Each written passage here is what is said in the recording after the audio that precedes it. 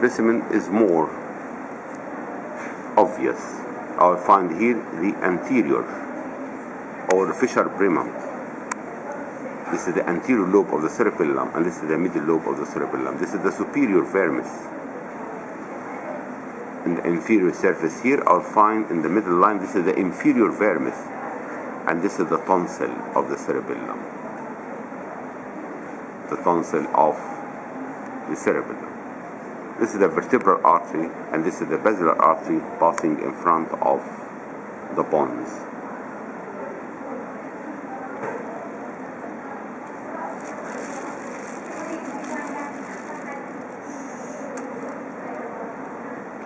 This section is very important. This is a horizontal section in the cerebral cortex. This is the anterior horn of lateral ventricle, and this is the posterior horn of lateral ventricle. And this is the genius of the corpus callosum, and this is the splenium of the corpus callosum.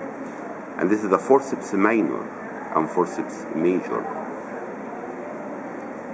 Here I'll find the caudate nucleus, head of the caudate nucleus. And this is the thalamus. And this is the lentiform nucleus. And this is the internal capsule. This is the anterior limb of the internal capsule.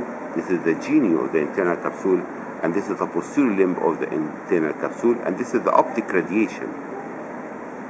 And this is the optic radiation. This is the insula.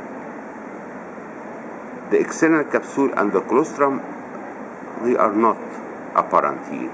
The most important thing here, head of the caudate, thalamus, lentiform nucleus, anterior limb of the internal capsule, genius of the internal capsule, posterior limb of the internal capsule, and this is the head or the genius of the corpus callosum. This is the splenium of the corpus callosum, and this is the forceps minor, and this is the forceps major, and this is the optic radiation, which is important also, the optic radiation, and this is the insula.